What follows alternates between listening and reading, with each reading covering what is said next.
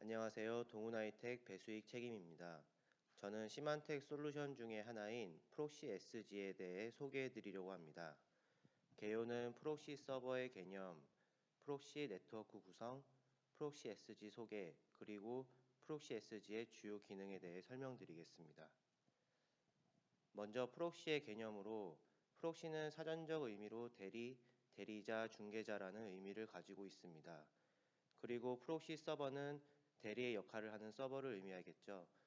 오른쪽 그림에서 보이듯이 프록시는 클라이언트와 외부에 있는 서버 사이에 위치하게 됩니다.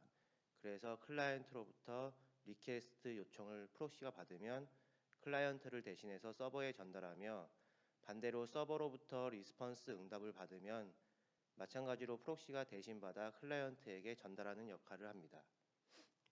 한마디로 프록시는 클라이언트와 서버 사이의 트래픽을 중개하는 장비라고 할 수 있겠죠. 그래서 클라이언트 입장에서는 프록시가 서버가 되는 것이고 반대로 서버 입장에서는 프록시가 클라이언트가 되어서 서로 통신하는 거라고 보시면 됩니다.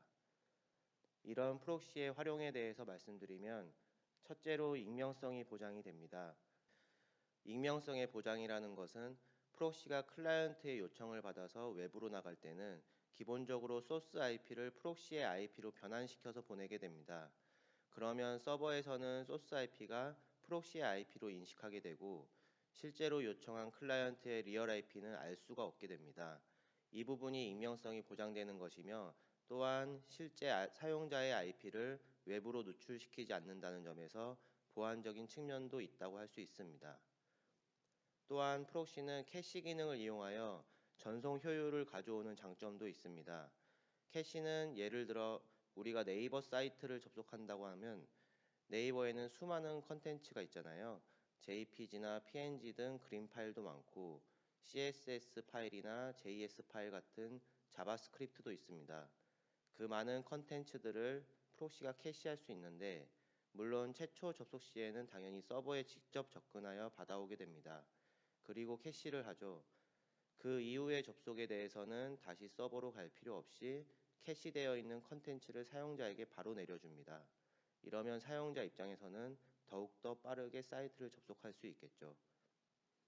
이런 캐시는 프록시에서 디폴트로 지원하며 원치 않는다면 정책에서 특정 목적지에 대해 캐시를 하지 않게 할 수도 있습니다.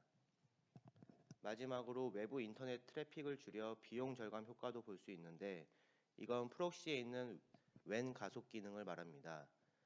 웬 가속 기능은 간단하게 말씀드리면 예를 들어 본사와 지사가 있는 경우 지사에서 본사의 내부 자료나 컨텐츠를 가져오는 경우가 있을 수 있는데 그때 본사와 지사 각 지점에 프록시를 한 대씩 두고 프록시 간 피어 투 피어를 맺어 웬 가속 기능을 사용한다면 좀 더 빠르게 컨텐츠를 받아올 수 있습니다. 한마디로 대역폭, 즉 밴드위스를 더 크게 사용하는 거랑 마찬가지죠. 여기에 아까 설명드린 캐시 기능까지 같이 더해지면 더욱 빠른 가속 효과를 볼 수 있습니다. 다음으로는 프록시 서버의 종류에 대해서 살펴보겠습니다. 프록시는 위치에 따라 크게 두 가지로 분류할 수 있습니다. 하나는 포워드 프록시로 프록시가 클라이언트 전면에 위치하여 웬 구간으로 나가는 트래픽에 대해 제어하며 대리 역할을 합니다. 이 포워드 프록시가 대부분의 고객사에서 가장 많이 사용하는 구성입니다. 다른 하나는 리버스 프록시로 이 구성은 프록시가 서버의 전면에 위치하고 웬으로부터 들어오는 트래픽에 대해 제어합니다. 한마디로 서버를 보호하는 구성이며 고객사에서 흔히 사용하지는 않습니다. 다음은 아까 말씀드린 포워드 프록시의 네트워크 구성에 대해 설명드리겠습니다. 포워드 프록시도 프록시가 어떻게 구성되느냐에 따라 크게 트랜스페어런트 모드와 익스플리식 모드로 나뉘게 됩니다.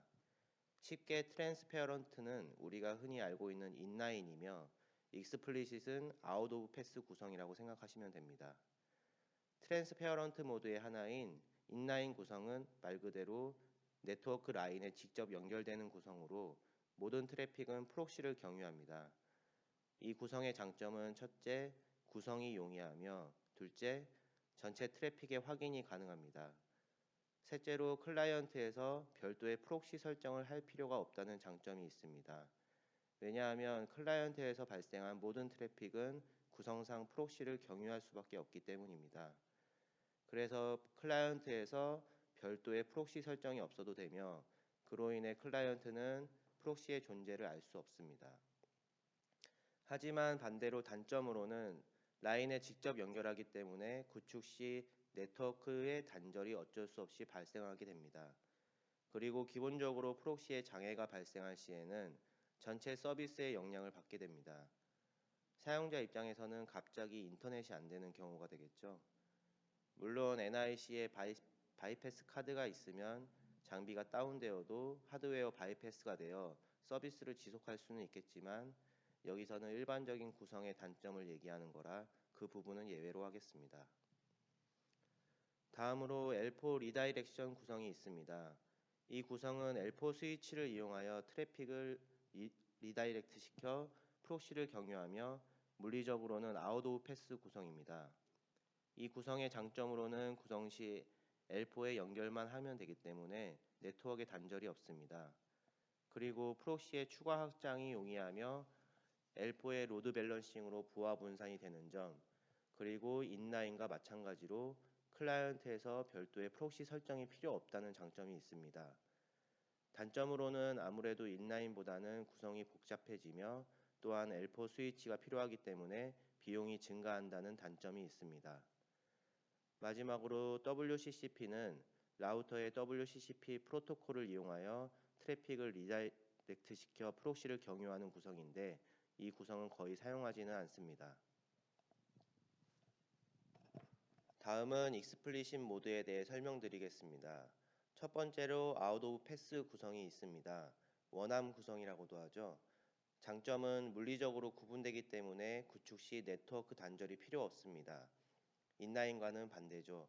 그리고 구성이 용이합니다. 굳이 단점이라고 할 수 있는 부분은 익스플리신 모드는 사용자 PC에 프록시 설정을 해야 한다는 점입니다.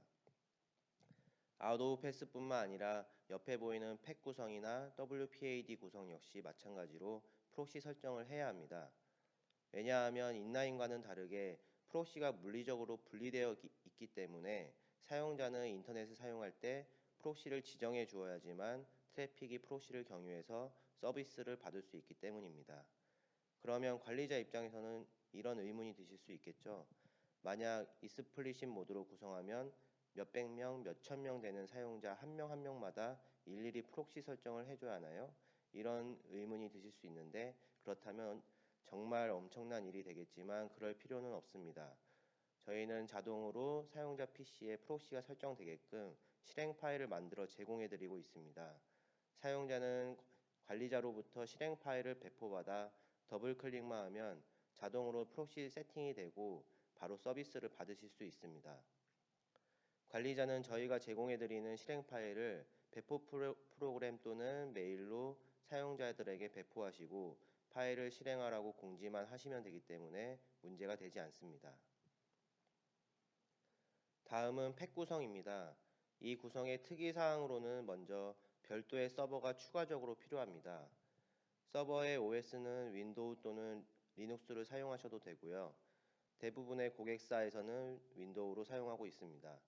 이 서버를 팩 서버라고 지칭하겠습니다.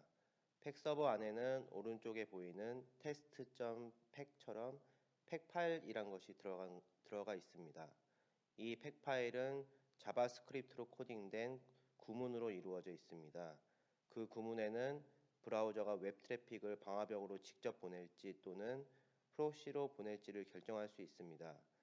그러면 이 팩을 왜 사용할까요? 예를 들면 각 회사마다 내부에서 사용하는 그룹망이 별도로 있다고 할 때 그룹망에 접속하는 트래픽은 프록시를 경유하지 않게 하고 외부 인터넷에 접속하는 트래픽만 프록시를 경유하게 하기 위함입니다. 그래서 팩 파일에는 그룹망에 포함된 모든 목적지 IP나 URL들은 직접 방화벽으로 보내게끔 설정을 합니다. 그리고 그 외 모든 웹 트래픽은 전부 프록시로 보내도록 되어 있습니다. 그래서 트래픽 플로우를 설명드리면 먼저 클라이언트는 웹 브라우저를 실행할 때 팩 서버로부터 팩 파일을 다운받습니다. 그리고 검색창에 접속하고자 하는 URL을 입력할 때 팩 파일의 구분을 참고해서 접속하는 사이트가 그룹망이면 방화벽으로 나가고 인터넷이면 프록시를 경유해서 나가는 흐름입니다. 다음으로 WPAD는 클라이언트가 DHCP 또는 DNS 검색 방법을 사용하여 구성 파일의 URL을 찾는 방법인데 이 구성은 거의 사용하지 않습니다. 그럼 익스플리sit 모드에서는 아까 사용자 PC에 프록시 설정을 해야 한다고 말씀드렸는데 어떻게 설정을 하느냐? 정확히는 웹브라우저에 세팅을 합니다. 장표에는 익스플로러를 예시로 인터넷 옵션에 랜 설정으로 들어가서 구성에 맞는 설정을 합니다. 가장 상단에 자동으로 설정 검색, 이 부분이 WPAD 환경이고 그 아래 자동 구성 스크립트 사용이 팩 환경입니다. 주소에는 팩 서버의 IP와 팩 파일 이름이 들어갑니다. 마지막 하단의 프록시 서버는 아웃 오브 패스일 때 프록시의 리얼 IP를 입력하고 포트는 8080으로 세팅해서 사용할 수 있습니다. 다음 장표는 각 구성 방법에 대한 장단점입니다. 이 부분은 아까 설명드렸던 부분이니 한 번씩 읽어보시고 참고하시면 될 것 같습니다. 다음은 시만텍 프록시 SG에 대해 간략한 소개를 드리겠습니다.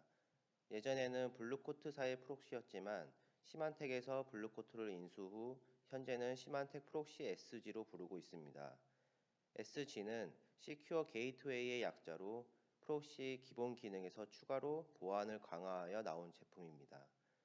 프록시 SG의 주요 기능으로는 먼저 카테고리 기반의 웹 필터링과 웹펄스라는 클라우드를 이용한 URL 분석을 통해 비인가 또는 비업무 사이트 접속을 차단하는 등 통제가 가능하고 또한 프로토콜 규격 검사 및 컨텐츠 필터링을 통해 좀 더 유연한 정책을 수립할 수 있습니다. 프로토콜 규격 검사와 컨텐츠 필터링은 다음 장에서 설명드리겠습니다. 또 프록시 SG는 HTTP 리퀘스트 헤더와 바디 값을 전부 확인하여 업로드 사이즈를 제한하는 등 내부 정보 유출의 원천 차단이 가능합니다. 그리고 기본적으로 암호화 트래픽, 즉 SSL 트래픽을 복호화하여 제어가 가능하고 ICAP이란 프로토콜을 이용하여 DLP나 샌드박스 등 다른 보안 장비와 연동이 가능합니다. 마지막으로 인크립티드 탭이란 라이센스를 이용하면 복호화한 트래픽을 미러링을 통해 서드파티 제품으로 보내줄 수도 있습니다. 다음은 컨텐츠 필터링에 대해 설명드리겠습니다. 프록시 SG 주요 기능 중의 하나로 BCWF, 즉 블루코트 웹 필터라는 DB가 있습니다. BCWF는 쉽게 말씀드리면 전 세계의 수많은 URL들을 하나씩 분석하여 그 성격에 맞게 여러 개의 카테고리로 분류한 DB라고 생각하시면 됩니다. 예를 들면 네이버나 다음 같은 사이트는 포털 카테고리로 수많은 게임 사이트들은 게임 카테고리 등등 이렇게 분류하는 것이죠. 클라우드 기반으로 실시간 업데이트가 가능하며 84개의 카테고리 분류와 50여 개 언어 지원, 그리고 하루 1억 5천만 건 이상의 컨텐츠를 분류한다고 합니다. 결국 운영하는 관점으로 봤을 때 BCWF는 멀웨어, 서스피셔스 같은 카테고리를 정책에 등록하여 악성이나 의심스러운 사이트 등의 접속 통제를 하는 것이 주 목적입니다. 다음 주요 기능 중에 하나는 암호화 트래픽 통제 기능입니다. SSL 암호화 통신은 매년 증가하고 있으며 지금도 전체 인터넷의 20에서 30%를 차지하고 있습니다. 네이버나 다음 같은 포털 사이트도 예전에는 HTTP였지만 지금은 전부 HTTPS로 바뀌어서 암호화 통신을 하고 있죠. 향후에도 이런 사이트들은 계속 증가될 것입니다. 그래서 이러한 암호화 트래픽에 대한 통제가 매우 중요한 부분인데 프록시 SG에서는 암호화 트래픽에 대해 전부 복호화 후 가시성을 확보하여 제어가 가능하기 때문에 굉장히 큰 강점이라 할 수 있습니다. 그리고 복호화된 트래픽을 아까 말씀드린 ICAP을 이용해 DLP 또는 샌드박스로 보내주거나 인크립티드 탭 라이센스로 미러링하여 서드파티 제품으로 보내줄 수 있습니다. 그리고 서버 인증서의 기간이 만료되어 있는지의 여부나 호스트 네임, 유효성을 검사하여 매치가 되지 않으면 차단하는 기능도 있습니다. 다음은 프로토콜 규격 검사입니다. 프로토콜 규격 검사 기능은 정해진 규격인 RFC 프로토콜을 검사하여 비정형화된 트래픽에 대해 차단할 수 있으며 HTTP 또는 HTTPS를 이용한 터널링 통신도 차단할 수 있습니다. 비정형화된 트래픽이라고 한다면 예를 들어 HTTP 요청이지만 실제 HTTP가 아닌 것을 포함한 요청이거나 RFC 규격에 위배되는 비정상 요청을 사용하는 경우가 있습니다. HTTP 리퀘스트 헤더에 호스트네임 필드가 없는 경우도 해당되겠죠. 그런 경우 프로토콜 규격 검사 기능을 통해 프록시가 검사 후 표준 규격을 준수하지 않으면 차단하게 됩니다. 그리고 HTTP나 HTTPS를 이용한 터널링 통신도 마찬가지로 차단하여 시큐리티 홀을 방지할 수 있습니다. 결론적으로 프로토콜 규격 검사는 보안을 강화한 기능이라고 보시면 됩니다. 이상으로 프록시의 개념 및 주요 기능 소개에 대해 말씀드렸습니다. 감사합니다.